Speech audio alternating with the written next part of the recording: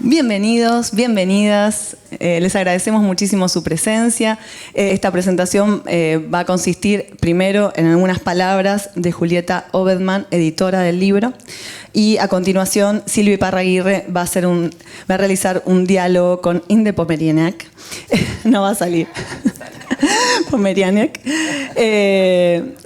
Para poder, aprovechar este contenido que de alguna forma surgió aquí en el museo. Esta convocatoria surge a partir del programa de formación del área literatura, en donde realizamos cursos y seminarios a lo largo de todo el año, ahondando en temas y autores que no son abordados frecuentemente en el contexto académico y dándole acceso a público general a este tipo de contenidos. Es una gran alegría que esto también dé pie para que este tipo de publicaciones surjan y que de alguna forma el contenido que en Malva se gesta pueda tener otras recepciones. Así que también les quería comentar que al finalizar la presentación vamos a disfrutar un brindis en el hall y Silvia Iparraguirre va a estar firmando algunos ejemplares del libro que van a estar a la venta en la tienda, así que les agradecemos que continuemos toda la tarde juntos hasta terminar este evento. Bueno, ahora sí, les agradecemos mucho la presencia y que disfruten del evento. Muchas gracias. Salió bien, ¿eh? Salió bien. Ay, adorable, lo amo, lo adoro. Buenas tardes. Enrique, ay, discúlpame. ¿Quién faltó? Acá tenés un lugar. Ah, sí, adelante hay lugar. Porque esto es muy familiar, esto es así. ¿viste? Esto es así, se ve que... Perdón, discúlpame. Muy familiar todo. Y eso que todavía no empezamos con el vodka. No, el Digo, vodka porque... viene después. Sí. Bueno, no, en serio. Bueno, hay tanta gente conocida, tantos amigos y amigas de todos nosotros, pero especialmente por vos, Silvia. Simplemente yo quería abrir esta jornada tan linda, tan esperada. Hace mucho tiempo que estamos esperando este momento con Silvia y yo en nombre de la editorial Alfaguara quería, por una vez, en vez de agradecer a los que están aquí, agradecerle a Silvia, porque creo que nos olvidamos a veces de agradecer a los escritores y a las escritoras que hacen posible todo esto, porque estamos todos alrededor, somos un equipo enorme. En la editorial yo estuve a cargo del libro, pero somos un montón. Pero hay que agradecer a los autores que se animan, a las escritoras que se animan a investigar una línea que les interesa, que les apasiona, como es el caso de la literatura rusa en el caso de Silvia.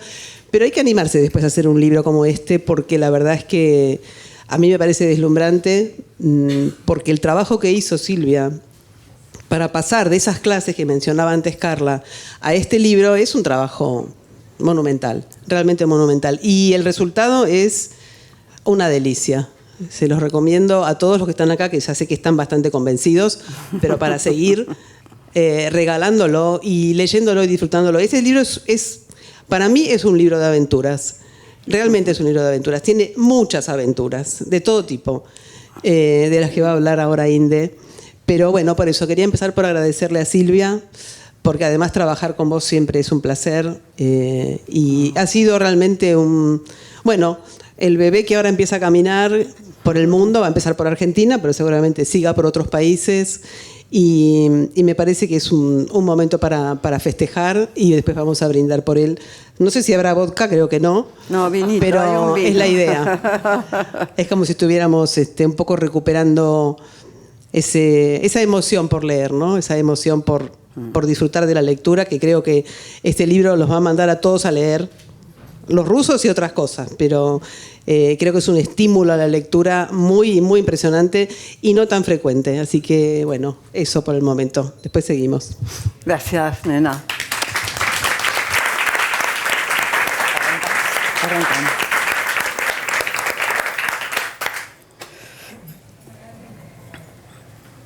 ¿No arrancabas vos? Ah, era que yo arrancaba, cierto. Señora. No, soy muy distraída. No, le dije a la chica... Empiezo yo, dijo. No, empiezo yo porque quiero agradecer, porque después cuando empieza el tema del vinito y qué sé yo, uno a veces se olvida. Qué curioso, esto fue colosal. Muy típico mío, por otro lado. Miren, quiero agradecer muchísimo, bueno, a mi editora en este caso, están los agradecimientos, porque estas clases no pensaba publicarlas realmente. Un día charlando por teléfono de otra cosa, de otra novela, me decía, ¿qué más tenés? Y digo, tengo las clases de literatura rusa, y la agarró como un entusiasmo genuino y me empezó a pasar entusiasmo, y yo también me entusiasmé. Me entusiasmé hasta que vi las clases desgrabadas y vi que me servían el 10%, que tenía que hacer un trabajo arduo de reposición de citas, de todo. Pero bueno, fue maravilloso este viaje que me llevó un año intenso. Pero bueno, agradecer a la editorial, a Inde, querida, que hemos hecho muchos reportajes juntos, es extraordinaria, periodista, intelectual, a mis amigos, que están acá, los veo a todos, amigos que están nombrados por el nombre, si no están fulano, está Liliana, que es Liliana Hecker, que le encantó el libro, para mí fue fantástico, que escribió una nota. Mucho más que encanta. Sí, es una joya. Gracias, Liliana, son mis amigos. No, pero No, pero hay gente, mira, ahí sabés hay que no un es por alumno muy consecuente, Miguel Sotolano está mencionado en los agradecimientos, porque fue alguien por el cual pude recuperar clases que yo no tenía, porque las tenía grabadas y las tenía desgrabadas, pero de pronto me empezaron a faltar, así que lo llamaba por teléfono, partía a su casa con un pendrive. Las chicas del Borges, ahí están, del Festival Borges, mi prima querida Luli, mi amiga del pensionado, las editoras de Abelardo, Mercedes y Adriana, amigos de toda la vida, Enrique, Jorge, el Giorgio, están todos mencionados, les agradezco a todos, porque fue un hecho que yo, evidentemente, un amigo de toda la vida, Edgardo González Amer, cineasta y escritor, con el que empezamos en La Rosa de Cobre en nuestros primeros libros. O sea, y perdonen si me olvido, bueno, Inés, veo toda gente amiga, los Balvaneros, somos un grupo que canta boleros. No, nos llamamos así porque nos juntamos en mi casa, que está en Valvanera, entonces nos llamamos los Balvaneros. Lili Paulinelli, la cineasta querida, adorada, la esposa de una adorada Paula Grandío. Ay, mi adorado profesor de yoga, David, que se acaba de sentar. Bueno, están todos los que no digo.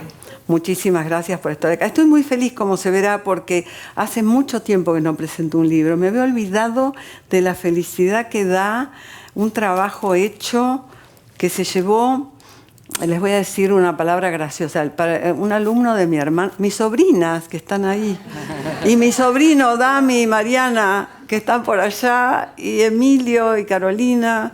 Bueno, tendría que pasar lista. Tienen que comprender a Silvia porque es su primer libro y entonces está muy emocionada. Sí, parece, ¿viste? Sí, es una cosa que parece. Y ahora me olvidé lo que quería decir. Pero lo vas a decir igual.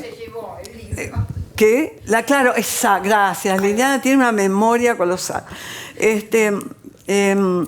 Mi hermana, que dio muchos años en la cárcel, clase y clase, tenía un alumno que le había puesto que los hombres tenían cerebro y las mujeres cerebelo. Entonces yo digo que este libro se llevó buena parte de mi cerebelo. Bueno, les quería agradecer al Malva, a Carla, que ya se fue Carla. Carla, si te vas te comprendo, porque esta chica ha hecho tanto. Hemos hecho tanto para que esto suceda. Hay burocracias y hay cosas, bueno, y hoy estamos acá. Disponible. Bueno, se supone que toda esta gente que nombraste y los que no nombraste y están acá saben perfectamente quién sos, pero no está de más decir que Silvia Iparraguirre es una de las grandes narradoras argentinas y no es casual que esté la gente, no es casual que la sigan en sus cursos, que la lean como narradora, que la lean como ensayista, porque también es una gran ensayista y es una crítica literaria extraordinaria. Silvia es realmente muy exquisita como crítica, como lectora, sabe poner el ojo. Y una de las cosas maravillosas que tiene Clases de Literatura Rusa es que aunque le llevó un año, reescribió todo una y otra vez, es como si hablara. Y esa es la maravilla. Es como si nos estuviera contando. Eso es a mí lo que más me gustó de este libro. Es escuchar su voz hablando de las historias, de las vidas de estos autores y de las obras de estos autores. Lo primero que quiero preguntar, y ya que está Julieta también, tiene que ver con el Chagall de la tapa. Chagall aparece nombrado en un momento, pero quiero que me digan por qué eligieron a Chagall. Bueno, mira, Chagall me encantó. Chagall estaba mencionado en el texto del libro. Tuve que sacar varias cosas porque el libro se me hacía muy extenso, sobre todo de la primera parte que tenía que ver con un PowerPoint que yo pasaba en las clases. Y estaba Chagall, porque Chagall comparte con Gogol, con Nikolai Gogol, la cultura ucraniana, la cultura popular ucraniana. Y cuando vi este maravilloso cuadro que reproduce parte de esa cultura ucraniana, dije, es esto. Se lo dije a Julieta, y ustedes saben que hay que pagar por una reproducción, no es tan fácil. Lo consiguió Julieta y te agradezco muchísimo, porque es para mí de una belleza total y tiene estos personajes populares, de los cuentos populares ucranianos. Fíjate que hasta se vistió del color de la tapa, Julieta. No, está todo pensado. Todo fríamente calculado. Sí. A veces es difícil hacer una tapa y estar todos de acuerdo, pero en este caso nos lo solucionaste de entrada, porque dijiste, la tapa es esta, y estuvimos todos de acuerdo, así que fue bastante fácil. Fue Silvia, nosotros sabemos que lees a los rusos, sabemos que estudiaste letras, pero a mí me gustaría que me contaras o que nos contaras cuándo empezaste a leer a los rusos y qué fue lo primero que leíste. Bueno, voy a repetir algo que dije en La vida invisible. Mi primer contacto con los rusos tenía 12 años, en Los Toldos, en la biblioteca de mi abuela. Yo fui una chica que tuvo la suerte de tener bibliotecas cercanas. Saqué un librito que lo conservo, chiquitito así, que se llamaba Marido y Mujer, de un tal Tolstoy, porque yo en esa época no le daba bolilla al escritor, o no me fijaba, o qué sé yo, eso fue mucho después, y me fascinó. La verdad que no sé si lo saqué por el título Marido y Mujer, que es posible que me inquietara o quisiera saber algo, pero también que era un librito chiquito con una caja chiquita y una letra inmensa. Entonces yo iba volando, ¿viste? Leía rápido, ahí empecé, pero más allá del tema, que también está traducido como matrimonio, que es una pareja en el campo. A mí lo que me abrió ese libro, inolvidablemente, fue un imaginario ruso. Es decir, la troika, la chica con las pieles, los cascabeles que llevan la troika, los abedules, el invierno ruso, los osos, el bosque. Es decir, es como un paisaje de cuento. Y eso me quedó ya como un lugar imaginario donde después entraron todos, Tolstoy, Gogol, Pushkin. Tengo eso en la cabeza, ¿no? Después se fue complejizando, pero en principio es ese. Es mi primer contacto. El segundo es a los 22, cuando Abelardo, que tenía una biblioteca fabulosa, yo estaba cursando letras, agarraba libros de la biblioteca y me decía, tenés que leer esto antes que tengas 23 porque después no lo vas a leer. Y esa era una trampa, porque tenés que leer La montaña mágica porque a los 24 después ya... Y así fue. Entonces leí La guerra y la paz por primera vez y le respondía a alguien, no sé si a Verónica o a Boix o a Vero Abdala, que me pasó una cosa existencial, a Claudio. Me pasó una cosa existencial con La guerra y la paz, más allá de la fascinación de la historia y de Tolstoy, que es fascinante, después puedo explicar por qué, voy a ir rápido a la respuesta. Experimenté algo que me siguió pasando con los rusos y con Tolstoy. Es decir, los personajes empezaron a tener más realidad que las personas que yo conocía. Eran más complejos, yo los entendía más. O sea, quería llegar a mi casa y leer. Por supuesto que a los 21 o 22 la parte de la guerra medio que la salteaba y me iba a la parte de la paz, que era la parte más romántica, más de las relaciones parentales, de esas familias, de la nobleza rusa. Después la leí 3 veces más y descubrí el humanismo esencial de Tolstoy. Y eso es lo que me fascinó y lo que me fascina a los rusos.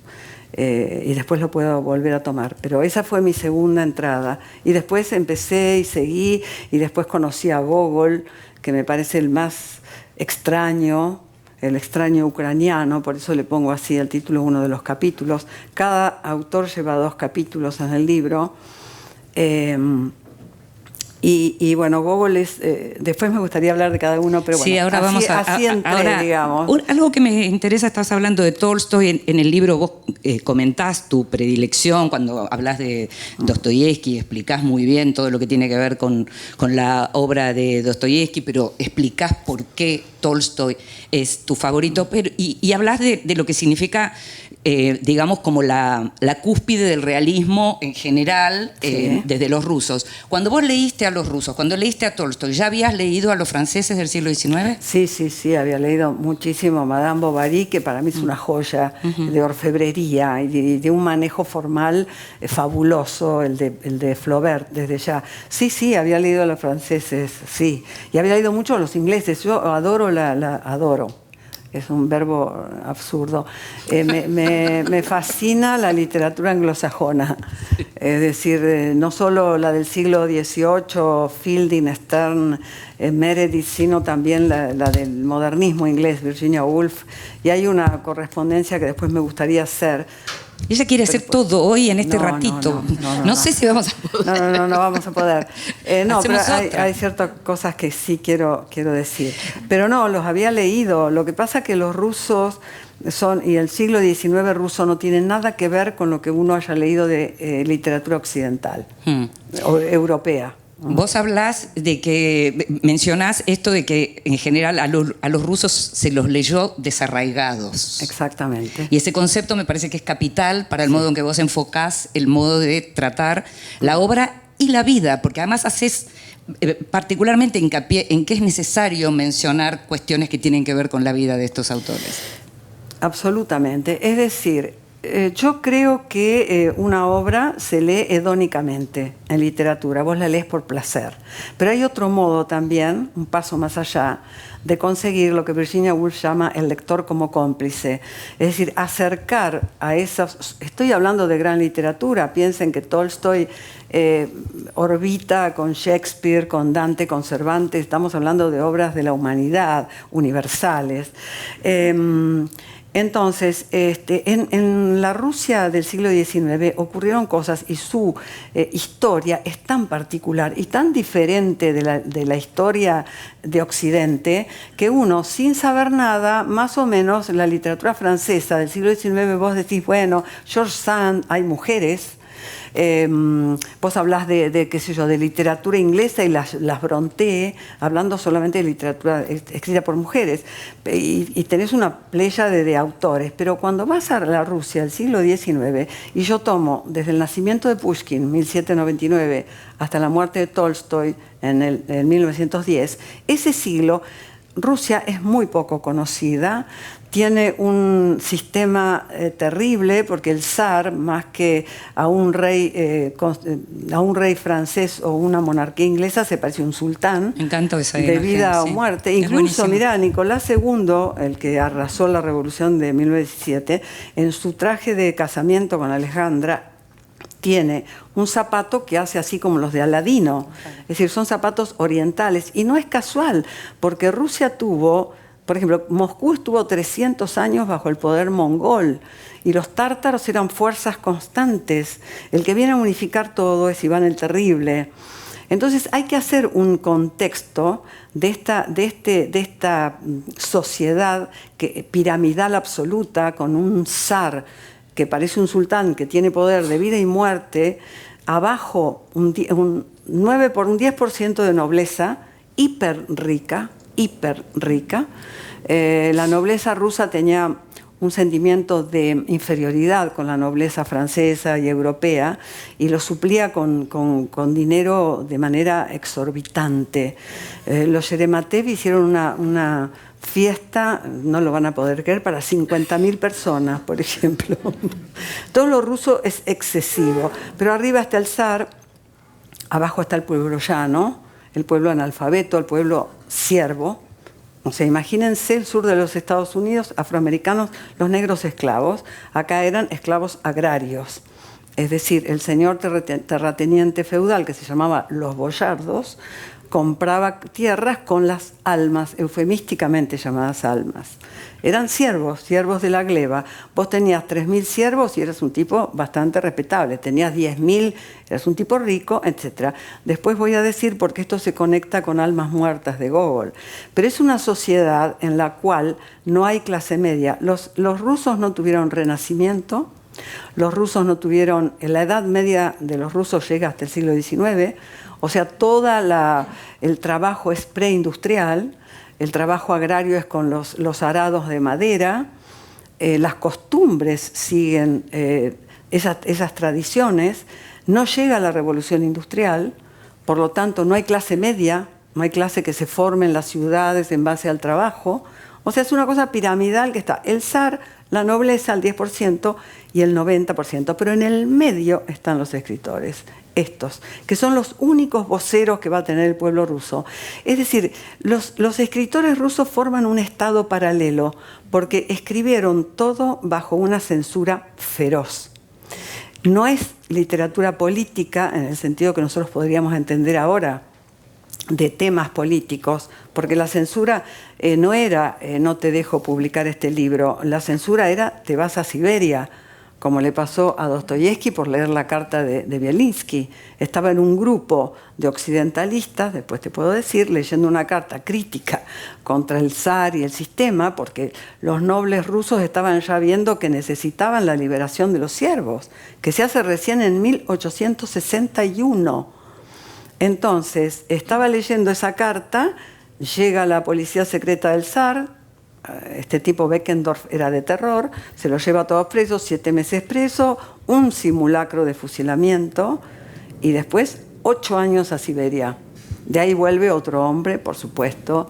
Es decir, estamos en una sociedad que es piramidal y con un sentido religioso que no tiene Occidente. Y eso es importante y con esto cierro esta pregunta. Porque está dando clase, está bien. No, es una entrevista a clase, ¿no? Y es súper interesante y es lo que es el libro. Esto es lo que es el libro, en donde lo que van a encontrar no es solo lo que tiene que ver con la obra de estos 5 autores, sino todo este contexto y pequeños fragmentos de historia en donde que yo los leía y decía, pero ¿cómo hizo para resumir esto y con estilo? Además, ¿no? Porque está resumido y con estilo. Hablas de las almas muertas, pero hay un concepto que en general se usa, y vos lo señalás, decís que se usa muy ligeramente, que es el concepto del alma rusa. Sí, claro que sí. Es decir, estos autores empiezan a ser traducidos en 1880. Antes no se sabía nada de Rusia. Es decir, en Occidente quiero decir Europa, o sea, la Europa habitual, ¿no es cierto? Francia, Inglaterra, Holanda, Italia, etc. Se le decía el gigante de pies de barro, es decir, tenía una nobleza hiper rica que viajaba, que vivía en la Costa Azul, en Cannes, Biarritz, y después debajo el campesinado analfabeto, abandonado de toda abandono, porque ahí me gustaría que pasaras, por favor. Tengo una figura para que ustedes aprecien la pobreza rusa. No tiene que ver con lo que nosotros consideramos pobreza. 300 años de embrutecimiento por la pobreza. Estos hombres, este es de Aguilev, la otra. Esto se llama Los Sirgadores del Volga. Es decir, esto fue después de la liberación de los siervos. La gente no tenía cómo vivir, porque no se hizo una red, no se instituyó un modo de... Tenían que pagarle un canon al terrateniente. El que era su dueño hasta ese momento. Hasta ese momento. No podían trabajar porque les daban un pedazo de tierra, no tenían animales ni herramientas. Entonces me parece que este cuadro tremendo de Bakht, un realista formidable ruso, muestra lo que alguna gente hacía, que es sirgadores. Los sirgadores eran los que tiraban los barcos para que no encallaran en el río con esos arneses. Y hay fotos tremendas, Julieta las vio, de mujeres también campesinas, por monedas haciendo esto. Entonces, cuando hablamos de un pueblo sumergido, no hablamos de alguien que va a la escuela, no. Y ese fue el cambio fundamental que empezó con Tolstoy. Pero este tipo de, digamos, de trabajo, con perdón de la expresión animal, en términos de los humanos, también hablas cuando Pedro el Grande cuando aparece San Petersburgo, digamos, Claro, cuando ¿no? crea de la nada. Exacto. O sea, dijo, acá voy a fundar una ciudad, en 1703. Dijo, acá tiene que salir una ciudad. Era un personaje, el primer emperador se nombró, y dijo, acá vamos a hacer San Petersburgo, vamos a abrir una ventana a Europa, nos vamos a occidentalizar. Querían modernizar Rusia, entonces de la nada, claro, mandaba a llamar obreros, vengan, vengan, vengan, y murieron 150.000 personas en la construcción. En 20 años hizo San Petersburgo. Entonces Dostoyevsky le decía la ciudad blanca porque está hecha sobre los huesos de los muertos, ¿no? Y había toda una serie de leyendas sobre esa ciudad que parece que es maravillosa, llena de palacios, todo hecho al estilo francés, porque la nobleza rusa leía en francés, escribía en francés, y el ruso era una lengua depreciada. Hasta Pushkin. Claro, Hasta eso es lo Pushkin. que quería decir, que en realidad, que es algo que es la tesis del libro, es que de alguna manera inventan la lengua rusa, porque se escribía en otros idiomas y se leía en otros idiomas. Los Exacto. pocos que leían, los propios escritores, leerían en francés, pero la gente que era analfabeta no tenía literatura en ruso. Ellos son los que crean esa especie de, digamos, ese momento en el que la literatura rusa se genera junto con el lenguaje, digamos. Exacto, es decir, parece increíble. Por supuesto que se hablaba el ruso, pero el ruso era para la nobleza, el 10%, la lengua vulgar. Cuando sale Almas Muertas, la nobleza, una señora muy distinguida, dijo, es un libro para cocheros. Es decir, la lengua rusa era depreciada, grosera, era de sirvientes, de siervos, o sea que nadie escribía en ruso, escribían en francés. Escribían en el siglo XVIII cosas en ruso terriblemente alambicadas y solamente para un círculo. Querían ser versallescos, o sea, querían parecerse a Versalles. Entonces, Pushkin entra como el genio que era, yo digo mozartiano porque dominaba todos los géneros, canciones populares, cuentos, novela en verso, los cuentos son maravillosos, inventa todo y tenía un espíritu tan jocoso y divertido y mozartiano en ese sentido, que parece increíble que haya sido un hombre perseguido desde los 18 años por la censura, aplastado por la censura y muerto finalmente por una encerrona, porque hay una... Ese episodio es maravilloso. Cuando tiene 20 años y publica Ruslan y Ludmila, que es un cuento que le cuenta a su aya, su nodriza, se hace tan popular que a los 21 años era un tipo popular porque la gente repetía las cosas oralmente. Y él hacía epigramas, terrible. Epigramas son un par de versos muy satíricos sobre un personaje. Así que iba por las aldeas y los clavaba. Por ejemplo, sobre el pope, ¿no? Estamos hablando de una sociedad medieval aldeana donde el pope se aprovechaba de las muchachas, de las prebendas. Así que pasaba Pushkin y dejaba una cosa muy tremenda y todos decían, era Pushkin. Entonces empieza a tener una popularidad real, genuina, desde abajo, tan fuerte, que el zar mismo manda, lo voy medio a distorsionar, pero es exacto, 2 líneas a Beckendorf que le dice, Pushkin se está convirtiendo en un peligro, sus poemas los recitan todos los jóvenes de memoria, es una mala influencia, hay que mandarlo a Siberia, así. Hay que mandarlo a Siberia. De hecho, en vez de ir a Siberia, va al sur, al Cáucaso, y empieza su larga historia de peregrinación sin poder volver a San Petersburgo. Pero también su amor por el Cáucaso. Su amor por el Cáucaso, tiene El prisionero del Cáucaso. Ahora bien, ¿puedo decir otra cosa antes que me pregunten? ¿Cómo no vas a poder decir No, otra cosa? quiero decir que yo hago... No, Vos decís no. lo que querés. No, digo...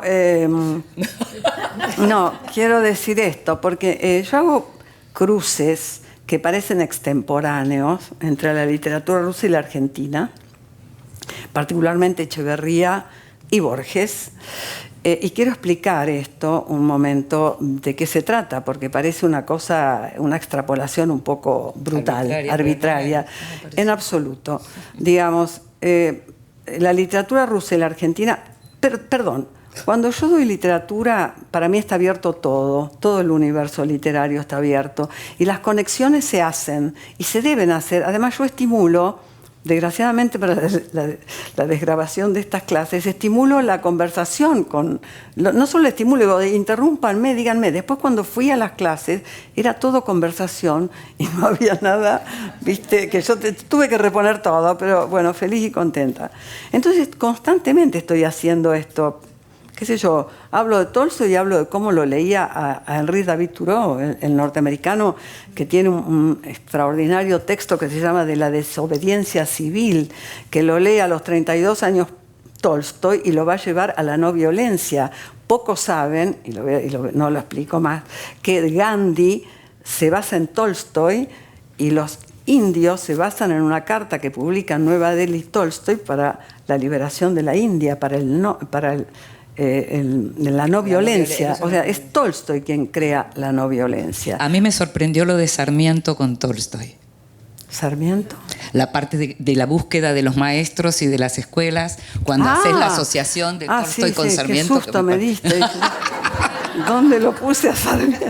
No. Cuando hablas de la cuestión ya de la formación de las escuelas. Hay un poquito de información. No, tal cual. A los 30 años, como todo noble europeo, como hizo Lord Byron, todo europeo que se precie conde, enormemente rico, pero era loquísimo Tolstoy. Tolstoy perdió a las cartas 11 propiedades. O sea, no era que Dostoyevsky era el jugador de cartas. Perdió todo. Ambos, sí. En este viaje, que se llamaba el Grand Tour, tuvo que pedir plata prestada a unas parientas para poder volver a Rusia, Tolstoy, ¿no? Pero... las asociaciones están. Claro, entonces él ya había fundado en Yasnaya Poliana, que es la herencia que le deja a él el padre, eran cuatro hermanos y una hermana, le había dejado esa parte y él ya había fundado una escuela para los campesinos. Esto es una cosa que es central eje en Tolstoy. Él desde los 18 años se preocupa por los campesinos, por modificarle la vida. Y hay un cuento que es muy gracioso, se ríe de sí mismo, que se llama La mañana de un propietario, que es su experiencia, que con 18 años va y le quiere decir a los campesinos cómo hacer las cosas de manera moderna, y los tipos detrás se le ríen, porque dice, este tirifilo, viste que no sabe nada. Hay una conversación muy graciosa con un campesino que le dice, pero ¿para qué quiere canilla si tenemos el pozo? ¿Viste? Eran discusiones de ese tipo, hasta que se da cuenta que fracasa, lo pone en un cuento, pero fracasa.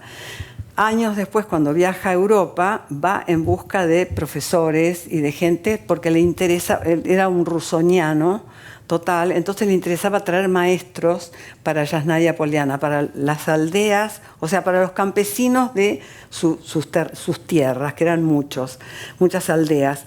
Cuando él empieza en el 1859 había una aldea, después llega una escuela, después son 13, y trae de lo mejor que encuentra con todas las nuevas teorías pedagógicas, y de hecho él mismo les enseña a leer a los campesinos. Hizo una cosa extraordinaria. Él era creyente, pero no era ortodoxo ruso, ortodoxo en el sentido de la liturgia. Es más, lo excomulgaron a Tolstoy, la iglesia rusa, pero él aprende griego. Los eslavos, no sé, Pushkin manejaba 10 lenguas. Tolstoy empezó ya de arranque con inglés, francés y alemán, tenía preceptor alemán y francés. Bueno, él traduce del griego los evangelios, pero le saca todos los milagros a Jesús, saca toda la cosa milagrosa. Y dice, pero esto interrumpe y confunde a los niños. Dice, porque cuando uno es niño, la Santísima Trinidad es una cosa que no le entiende nadie. Entonces, él saca con total, porque era tipo de una honestidad brutal, saca los milagros, los deja a Jesús, los deja a Cristo como hombre, con su amor por los hombres, que era lo que él va a proponer en la no violencia, y deja la historia de Jesús y todas las cosas que Jesús decía, que no, ámense los unos a los otros. O sea, él se fue transformando en un profeta, pero no un profeta, así allá en las nubes, no, un profeta acá. Renunció en un momento a la literatura y tenía cosas bíblicas, por ejemplo, una cosa así como una frase como, no hagan el mal y el mal no existirá. Es una cosa que es inobjetable, es una cosa tan clara, Bueno. Ahora, él y Gogol, que eran bien diferentes en cuanto al Sí. modo de vincularse con la religión, sin embargo, sobre el final tuvieron una misma mirada sobre su obra, en donde empezaron a considerar como cierta frivolidad en la literatura. Totalmente. Es decir, Tolstoy tuvo una crisis alrededor de los años, cuando cumplió 50 años, que empezó a ver que todo lo que él tenía, comía y usaba era hecho por otros, o sea, por campesinos, que él y su familia de 13 hijos y que vivían en una casa, bueno, todo lo que ya les estoy diciendo, entonces le pareció una barbaridad, tiene una especie de conversión, se aleja de la literatura. Turgeniev le escribe una carta que le dice una cosa, porque era mayor que él y era un tipo recontra conocido, pero él dice, estoy orgulloso de ser su contemporáneo, no abandone la literatura, por favor. Ella había escrito Ana Karenina y La Guerra de la Paz, pero le empezó a parecer frívola la literatura. Él quería dedicarse a los campesinos, de hecho se empezó a vestir como campesino. Por supuesto que la nobleza lo criticaba, decía, es un hipócrita. Este tipo viene a Moscú y se pone un traje hecho a medida, después va y se pone el blusón. No era fácil, pero la sinceridad de Tolstoy, solamente hay que leerlo para darte cuenta que hay una verdad esencial en él. Ahora, Gogol... No, Gogol lo amo porque me río como loca con un tipo que era un borde. Yo creo que es el padre del absurdo contemporáneo, de la literatura del absurdo, es el padre de Kafka. Él podría haber escrito Esperando a Godot, por ejemplo, pero hay una paradoja en Gogol que para mí es extraordinaria, porque él era todo lo reaccionario que él era, súper ortodoxo de la Iglesia, era eslavófilo. O sea, estaban los occidentalistas que querían la modernización de Rusia, o sea, los progresistas, diríamos, y los eslavófilos que decían que Rusia era el pueblo elegido, que no había que cambiar nada. Igual yo diría que eso sigue hoy igual, ¿eh? Sí. Esto que estás diciendo. Exactamente eso es lo que vemos. Bueno, a Dostoyevsky, ¿qué le pasó? Empezó como occidentalista, como socialista de Saint-Simon, el socialismo primitivo, digamos, Saint-Simon y francés, y fue a Siberia y volvió completamente transformado en cristiano, que decían con Belinsky, pero en un socialismo cristiano, decían, si Cristo volviera a la tierra, estaría con los socialistas, decía Dostoyevsky. Gogol son 5 mangos aparte, porque es un ser extraordinario. Para Nabokov es el gran ruso, el genio. Es el creador de la novela rusa, del realismo grotesco. Tiene un sistema de comicidad que a mí particularmente, no digo que a todos, no vayan todos creyendo. Yo un poco exagero, mis sobrinas me lo han hecho notar, yo cuento bien y adorno todo y después van y dicen, uy, a mí no me causa gracia. Pero realmente... Le voy a contar una anécdota de Gogol, por ejemplo, para ver el grado de chifladez que tenía, que a mí me enloquece. Bueno, primero que en su literatura tiene un sistema de descripción delirante. Delirante quiere decir que de pronto entra, no tiene fin. Por ejemplo, Chichikov en Almas Muertas llega a una posada, bueno, se acomoda, qué sé yo, ve que su cuarto da en un ventanuco al gallinero. Entonces te puede decir alguien, bueno, da al gallinero. No, pero él empieza, en el gallinero había pavos, pollitos, gallinas, patos, otros tipos de patos, ¿viste? Toda una descripción que no viene al caso en absoluto. Entra en zonas así de patinaje que a mí me enloquecen. Y además los nombres... Reproducís un fragmento ahí en donde Están todos los nombres, sí, bueno, de la señora nombres, y las nietas, las sobrinas nietas, empieza con ese delirio. Es un delirante, es un delirio que a mí particular. Por ejemplo, el nombre, descubrir en Gogol un nombre como MacDonald Karlovich. Sí.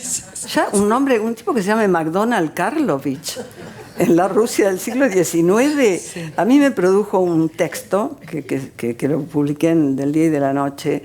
Bueno, pero digamos, Gogol veneraba al zar, o sea, era un tipo que su literatura lo contradecía. Esto es lo genial. Y vos contás algo que pasó con su obra de teatro. Eso es lo que quiero contar. Sí, sí. Y esto serviría, les juro, para yo creo que un experimento de vanguardia en teatro hoy día. Porque, ¿qué pasa? Él escribe El Inspector, obra que se da en todo el mundo, y se dio en la Argentina, yo la vi acá, es desopilante. Podría hacerse en la Argentina con toda tranquilidad. Es un tirifilo que llega a un pueblito. Lo que pasa que es un tirifilo noble, es un tipo que ha quedado pelado porque se gastó todas las cartas. Llega a un pueblito, tiene a Osip, que todos los rusos tenían su sirviente desde ya. Entonces llega a una posada y no tiene un rublo, no le dan nada, no le fían, pero se empieza a correr la voz que hay un tipo que ha venido, que no se sabe quién es, entonces todos sospechan que es alguien que mandan desde San Petersburgo para ver los chanchullos locales, ¿no? Ahora, los chanchullos locales no son grandiosos, son completamente... Por ejemplo, el intendente que sabe que el de la tienda no paga impuestos hace muchos años, pero no se los cobra porque le regala tela para la ropa de la mujer. Entonces, es todo así, todo muy a ras de tierra. Bueno, es muy graciosa, pero es a la vez una radiografía de donde trabajaba Gogol, que es la Rusia profunda. La Rusia no de San Petersburgo, sino de la Rusia pueblerina. Y entonces se estrena el Inspector, y claro, como no se estrenaban comedias escritas en ruso, se estrenaba Voltaire, toda la cosa francesa, acuden también la nobleza a ver qué era esta novedad. Bueno, primero se empiezan a reír, pero después empiezan a ver que todo eso es Rusia. O sea, esa tremenda... El denuncismo, la corrupción. La corruptela, la corrupción total de lo más chico. Es un imperio gigantesco que es como un gruyere. Está atravesado por... Todos agarran de acá y de allá. Y los de abajo de todo no comen. Porque todos estos terratenientes de cuarta están todos conectados entre sí, el jefe de policía, el del correo, el intendente, todos hacen sus pequeñas tramoyas, total es gigante, Rusia nunca pasa nada. Bueno, estrena El Inspector. Resulta ser que va el zar en persona, Alejandro I. Casi se desmaya de la emoción. Pero aquí que le había puesto un acápite, Gogol, y acá digo a la obra, un acápite que dice... No se queje del espejo quien tenga el morro torcido, que es de un decir popular.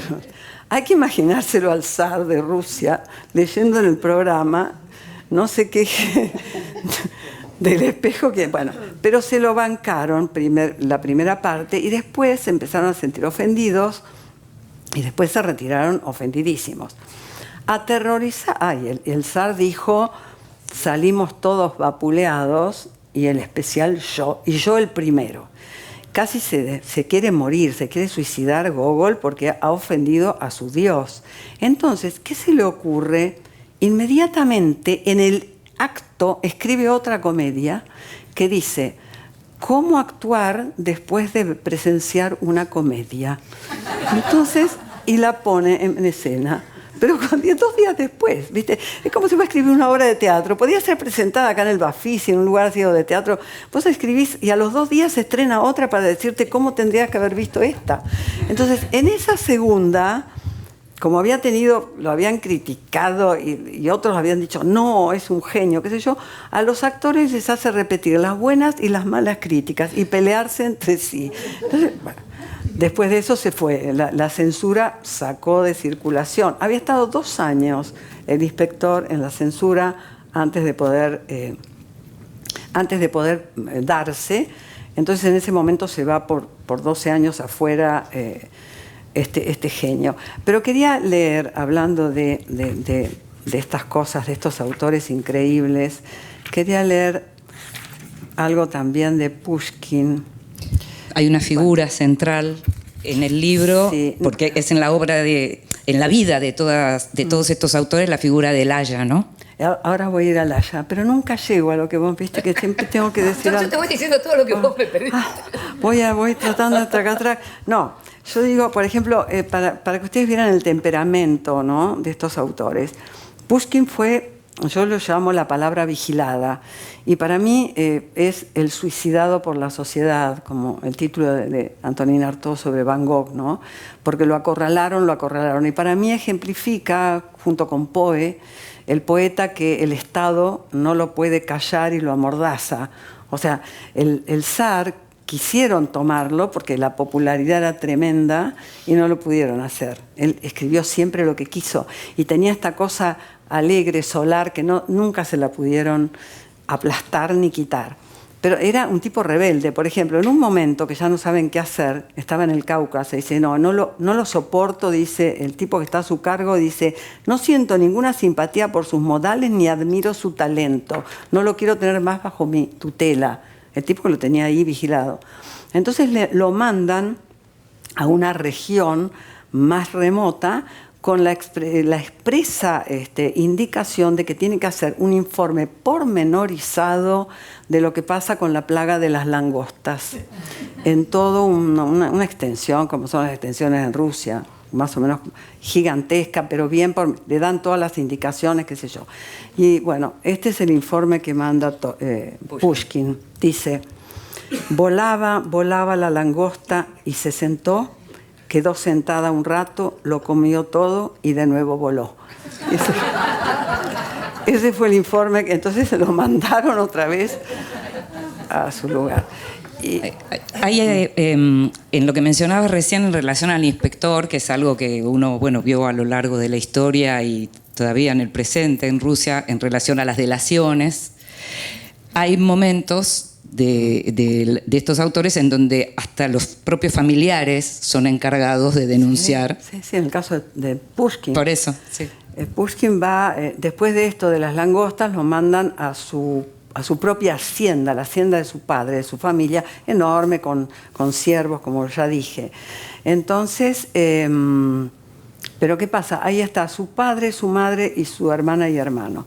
Pero el padre tiene las expresas indicaciones del zar en persona, que lo vigile, no solamente que lo vigile a ver qué hace, con quién habla, era una cosa agobiante, sino que escribe, le abrigan que haga informes, ¿no? Que haga informes. Tolstoy, Chekhov, Pushkin, que quería amigarse con su padre, con el cual estuvo en desacuerdo de toda su vida, llegó a ese lugar ya un poco más calmado, tenía 26 años, parece mentira, muy joven, pero ya tenía empezado el Eugenio Onegin y su plan era calmarse y seguir escribiéndolo. Pero se entera esto del padre y hay una pelotera infernal. Imagínate lo que debe ser saber que tu padre está ahí expresamente para espiarte y para que en tal caso te manden a Siberia o a algún lugar peor. Hay una pelotera infernal y se lo lleve, el padre y la familia se va. Él queda solo con su haya. Y esto me gustaría que pusieras el otro cuadro, que digamos, hay pocas mujeres en la literatura del XIX ruso, por no decir ninguna. No había una burguesía, es decir, las mujeres que podían escribir escribirían en francés, las nobles, sobre temas franceses y cortesanos. Las mujeres eran analfabetas. Y como yo digo en una parte, el sistema de siervos era, los hombres, estaba el señor, el siervo del señor y la sierva del siervo del señor. O sea, siempre un escalón más abajo, o sea que no había posibilidades, ¿no? Pero hay una mujer que a mí me encanta ver, tengo un ensayo programado, que es el Aya. Todos estos escritores que son la voz del pueblo ruso, porque no había periódicos, no había diarios, no había revistas. Recién cuando Pushkin tiene 34 años le permiten fundar El Contemporáneo, una revista que él hacía siglos que quería hacer. También los hermanos Dostoyevsky fundaron 2 revistas que fueron cerradas por la censura. O sea, nada pasaba, ¿no? Pero bueno, este cuadro es de un señor que se llamaba Sergei Diaghilev, que fue el creador de los famosos ballets rusos que hicieron furor en Francia. Es un tipo hiper refinado que descubrió a Nijinsky, el padre como del ballet moderno. Era un chico tártaro, traído de una aldea, que decían que parecía que volaba. Bueno, muchas de las coreografías que nada menos hacía Cocteau y de la música de estos ballets que los hacía, por ejemplo, Stravinsky, están hechas en base a cuentos populares rusos. El Aya, la niñera, fue para estos hombres, la de Pushkin, la de Tolstoy, la de todos, la de Gogol, que le escribió a la madre: contame por favor todo lo que te contaba la ñaña, porque yo quiero saber. Y ahí escribe. Es decir, esta mujer analfabeta, aldeana, fue el muro de contención ante el afrancesamiento, ¿entendés? Me fascina ver esto. Es la preservación. Es la preservación, es la preservación. Este hombre en París, donde Bach le hace el retrato, un súper refinado tipo, no viajaba, ya ven una figura sentadita atrás. Esa era su niñera. O sea, no iba a ninguna parte sin su niñera. Era más que la madre, porque las madres nobles rusas entregaban a los bebés, a las nodrizas y niñeras. Y acompañaban toda su vida. Pushkin, el más mujeriego de los mujeriegos, lo dice Marina Tsvetaeva, la gran poeta contemporánea, ¿no?, rusa, que le escribió poemas de amor a cantidad de mujeres, pero ninguno tan hermosos como los de su Aya, a la que llama Palomita. No, a ver si lo traje, no, ya era demasiado. Pero digamos que el Aya, la figura de la niñera, es la que transporta a estos hombres la parte popular, que es la que hace Pushkin. Y empieza a escribir en ruso una historia que le cuenta su Aya. Y conocemos el nombre porque Pushkin se llamaba Arina Rodiodovna. Ustedes escuchan, igual que yo, todo lo que está contando Silvia, pero durante todo el libro, imagino que durante todas las clases se la pasaba diciendo: estoy simplificando mucho. Esa imagen aparece permanentemente. Estoy simplificando mucho. No vayan a creer que es así, ustedes tienen que ir a leer. Sí. Todo el tiempo estabas marcando eso. Dostoyevsky. Wow. Sí, wow, pero sabemos que sí. haces tus críticas. Sí, por ejemplo, qué sé yo, el libro está dedicado, y estoy feliz, a nuestra biblioteca. ¿Qué quiere decir esto? A la biblioteca de Abelardo y mía. Abelardo está presente, esto me lo trajo hoy Julia Salzman, que lo tenía, gracias Julie. Está en nuestra biblioteca porque yo todo lo que cito y todo lo que ustedes van a ver en la bibliografía que yo cito estaba en mi biblioteca, en la mía y en la de Abelardo. Abelardo tiene joyas en su biblioteca, cosas de los años 40. Tiene una historia del cine ruso y soviético que es una joya. Tiene, por ejemplo, una historia de Pushkin de Olga Bolkonsky, que es del 47. Tiene ediciones de Claridad, tiene cosas inhallables y que ha leído él desde muy chico, por supuesto desde la adolescencia, y que están en su biblioteca. Así que yo traía, y tiene, porque tenía en una época la pasión por los libros de Aguilar, cuando pudo tener un peso, mucho más adelante en su vida, que se empezó a comprar las obras completas, los de cuero bordó, que son de papel de arroz. Así que tengo en mi casa Tolstoy, Dostoyevsky, Gogol, todos los tengo en las obras completas. Tolstoy desde ya. ¿Pero qué era? Dostoyevsky.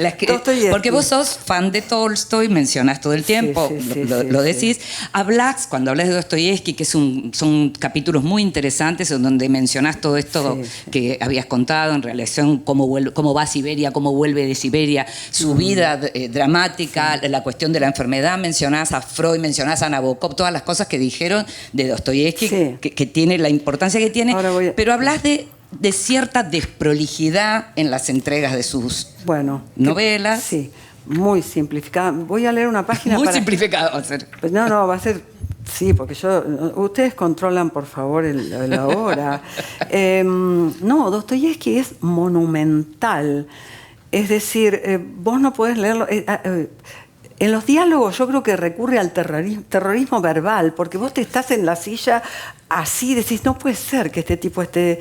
Abarca todos los registros que vos te puedas imaginar de personajes, desde el violador de una niña, como es Stavrogin, la confesión de Stavrogin en Los endemoniados, que es la novela política de él, donde cuenta cómo funciona una célula nihilista, lo cuenta para criticarla. Los nihilistas se quedaron esquematizados en el humor con esos tipos de sobre todo negro y la tira de dinamita abajo. Bueno, así murió el zar Alejandro III en una bomba. Sí. Ya cuando entraron las ideas socialistas, cuando la gente explotó.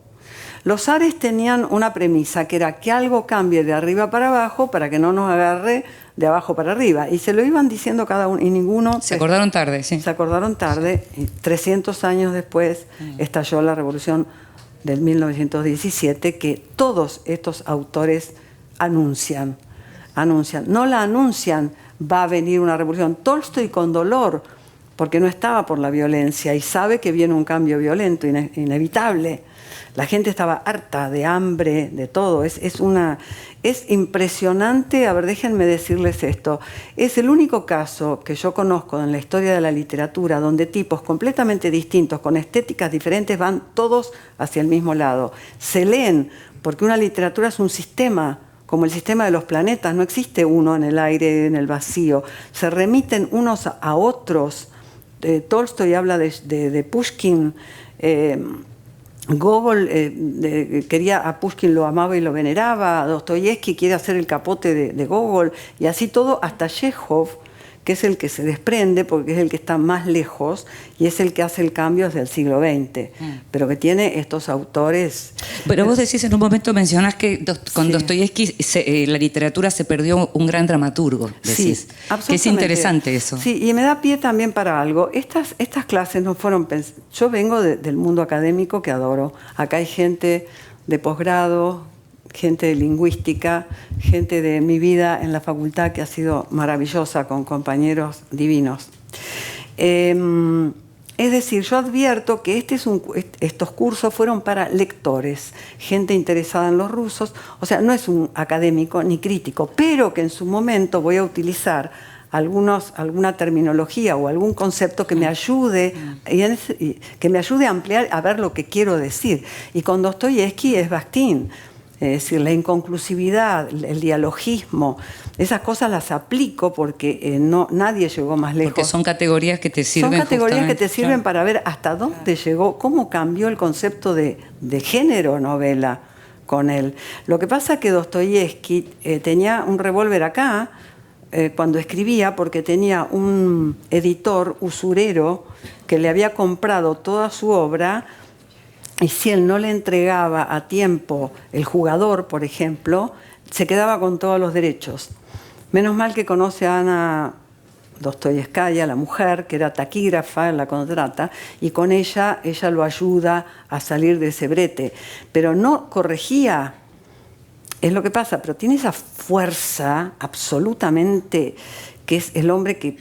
En el abismo, el hombre que está en el límite siempre. Uno cuando lo lee, por ejemplo, Memorias del subsuelo, lo escuchás a Art. Art no se comprende bien sin las Memorias del subsuelo, porque es Dostoyevsky puro, ¿no? Pero te quiero decir que es de una fuerza tan grande, Pero esperen, voy a hacer una cosita para no... Espérenme un segundito. Ya llego. Miren, a ver, tengo que ir al índice. No me acuerdo dónde está. Un segundito. El oscuro explorador del alma. Un segundito. 188. Porque ¿saben qué? Voy a hacer lo que hice acá. ¿Vas a leer? Claro, voy a leer un poquito. Miren, que esto me releva. Encontré esta manera de hablar de Dostoyevsky sin explicarlo yo. Se lo describe con un lugar común, el gran explorador de los recovecos más oscuros del alma humana, y como todo lugar común, como toda doxa, encierra un centro de verdad profunda. Y ahora viene. Escribe Nietzsche: Dostoyevsky, el único psicólogo, dicho sea de paso, que me ha enseñado algo. Dostoyevsky ha sido una de las mayores suertes de mi vida, más incluso que mi descubrimiento de Stendhal. Y en otra carta: ¿conoce a Dostoyevsky? un psicólogo con el que yo me entiendo. Es una correspondencia, bueno, no importa la cita. Freud comienza su célebre ensayo Dostoyevski y el parricidio con estas palabras. En la rica personalidad de Dostoyevski uno distinguiría 4 facetas: el literato, el neurótico, el pensador ético y el pecador. ¿Cómo orientarse en medio de esa desconcertante complicación? Lo menos dudoso es el literato. Él tiene su sitial no muy atrás de Shakespeare. Los hermanos Karamazov es la novela más grandiosa que se haya escrito y nunca se estimará bastante el episodio del Gran Inquisidor, una de las cumbres de la literatura universal. Cierro cita. Virginia Woolf escribió que sus novelas son una vorágine que te hace hervir la sangre, una tromba que sopla, hierve y traga. Están compuestas totalmente por el material del que está hecha el alma. James Joyce dice: Dostoyevski ha contribuido más que ningún otro escritor a forjar la prosa moderna y llevarla a su intensidad actual. Fue su potencia explosiva la que hizo saltar en pedazos la novela victoriana. Sé que hay quienes dicen que Dostoyevski tenía ideas descabelladas, incluso que estaba loco, pero lo cierto es que los elementos que manejó en sus obras, la violencia y el deseo, son el alimento mismo de la literatura. Jean-Paul Sartre dijo: Dostoyevski escribió en una ocasión: si Dios no existiera, entonces todo estaría permitido. Y para el existencialismo ese es el punto de partida. Dostoyevski es lectura vertebral de uno de los 2 pilares de la literatura argentina, Roberto Arlt, sobre todo Memorias del subsuelo. Eso decís, es decir, eso me exime. Claro, todas esas citas son sobre Dostoyevski, pero poco después, cuando te dedicas a Tolstoy, decís que Tolstoy es un autor que nos excede de antemano y elude cualquier simplificación. Volvemos a la simplificación. Y decís que así como veíamos el modo en que Dostoyevski cruza un límite en el género novela y lo lleva más allá de lo que cualquier escritor hasta ese momento se había animado, se había propuesto indagar, Tolstoy propone parecidos cuestionamientos y de la misma profundidad, pero lo supera en su dominio de la arquitectura y belleza de composición de sus novelas. Su obra inmensa se abre a la multidimensionalidad de innumerables personajes, clases sociales, animales y naturaleza, paisajes, cuestiones morales y filosóficas, estrategias de guerra, asuntos de religión y de patriotismo, versiones y crítica de la historia, fundamentos del movimiento de la no violencia, todo un universo representado en el único género que pudo contenerlo, la novela, con una armonía estética y una penetración psicológica que muy pocas veces se alcanzó en la literatura universal. Hablas también de la asombrosa percepción para el detalle, y algo interesante que mencionás en la diferencia es la cuestión del tiempo, sí, señor, para los personajes. Exacto, porque qué bueno, Inde, por algo sos tan genial. Sí. Es exacto, vas al punto, encontrás el punto bisagra. Dostoyevski no le importa el tiempo biográfico de los personajes. Los personajes de repente aparecen y son así, son como son. Raskolnikov es como es. Los nihilistas se ponen a hablar como si estuvieran en el vacío absoluto y desarrollan unas ideas tremebundas y terribles y discuten, y vos decís: no puede ser lo que estoy viendo y leyendo, y te avasalla, pero no hay descripciones de ambientes, de casa, hay pocos. No hay descripciones de la ciudad. Sí, está la ciudad de N, no sabes dónde queda, cómo es.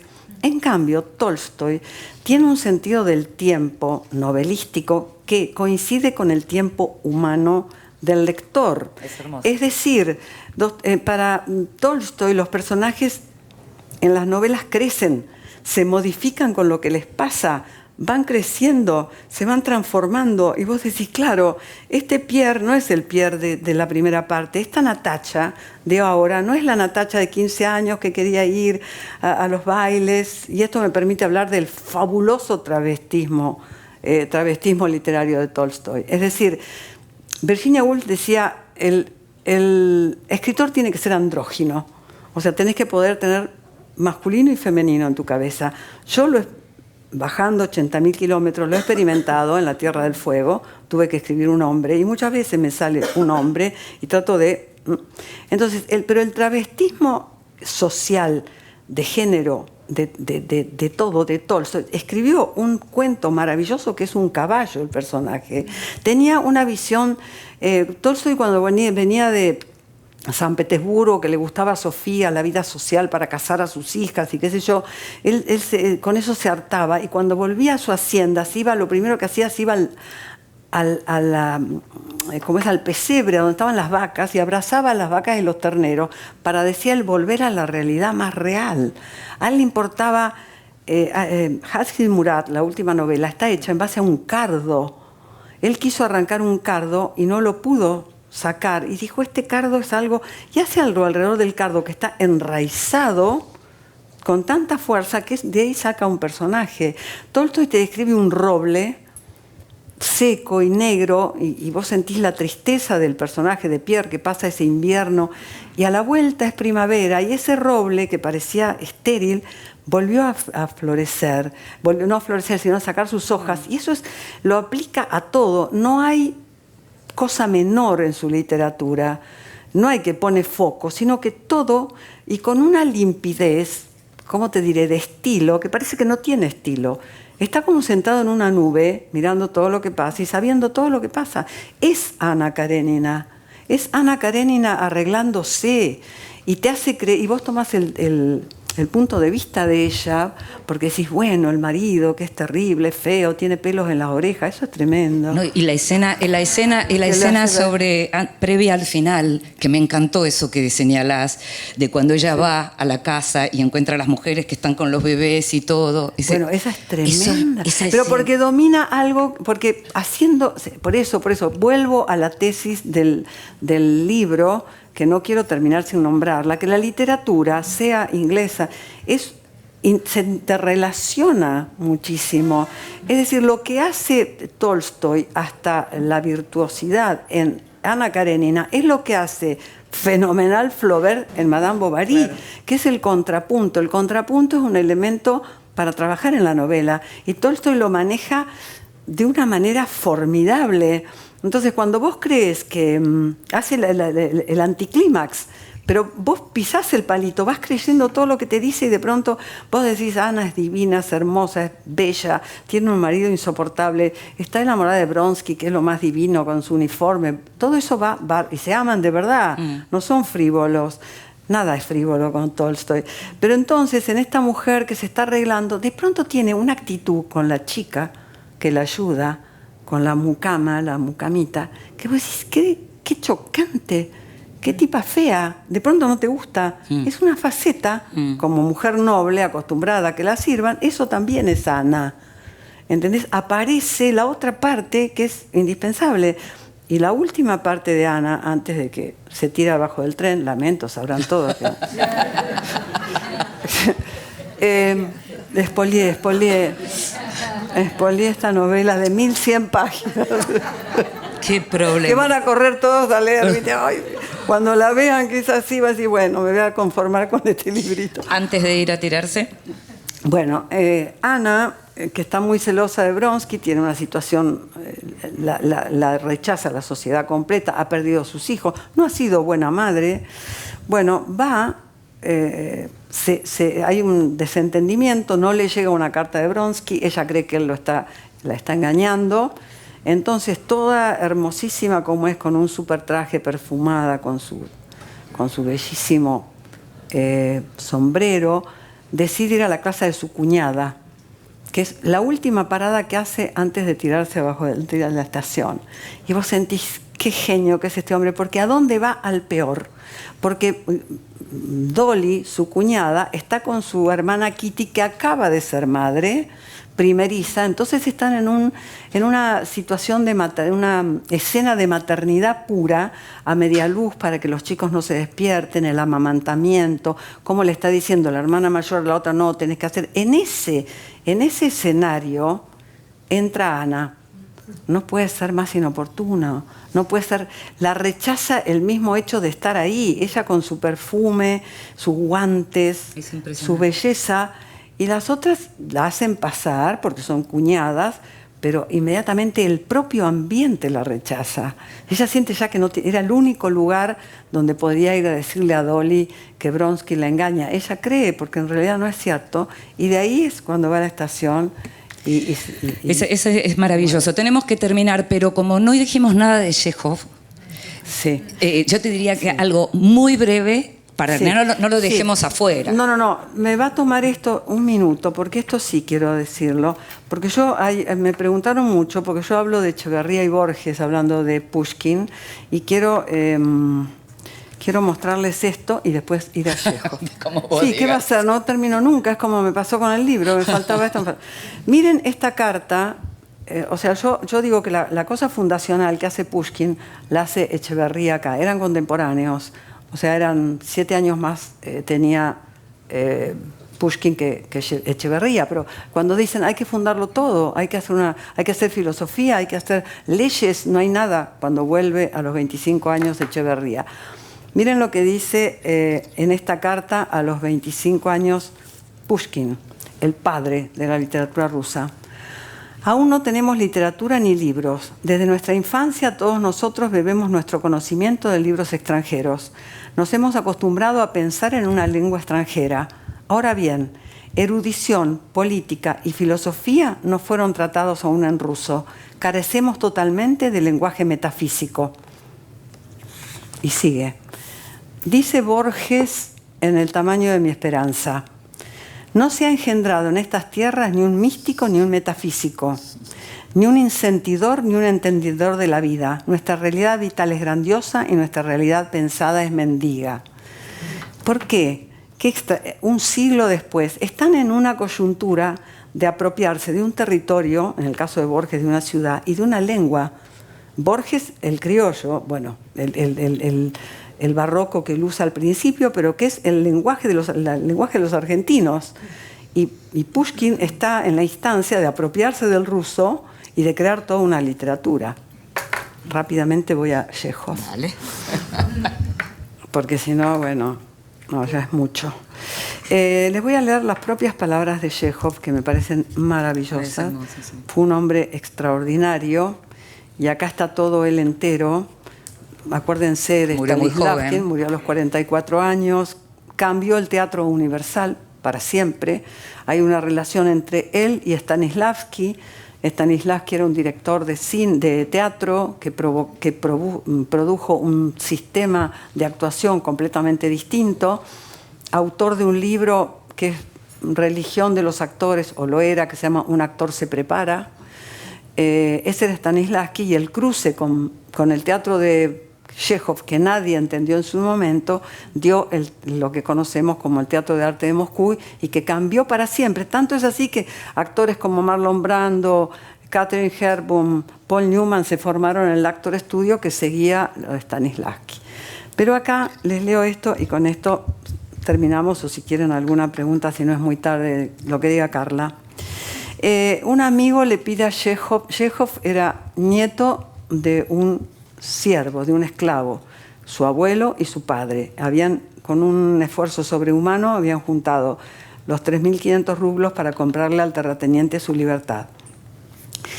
Dice, un amigo le pide un tema para un cuento. Entonces Chekhov le dice esto: escribe el cuento de cómo un joven, hijo de un siervo de la gleba, que ha trabajado como empleado en una tienda, que ha sido cantor de coro en una iglesia, estudiante del gimnasio y universitario, enseñado a respetar los grados, a besar la mano de los sacerdotes, a someterse al pensamiento ajeno, a dar las gracias por cada trozo de pan, muchas veces azotado, obligado a ir a la escuela sin chanclo, y después de tantos sufrimientos elimina gota por gota al esclavo que hay en él mismo, y un buen día siente que por sus venas ya no corre sangre de esclavo, sino sangre verdadera, sangre humana. Gracias. Y acá ya no había religión, además, ¿no? Bueno, muchas gracias. Gracias por venir.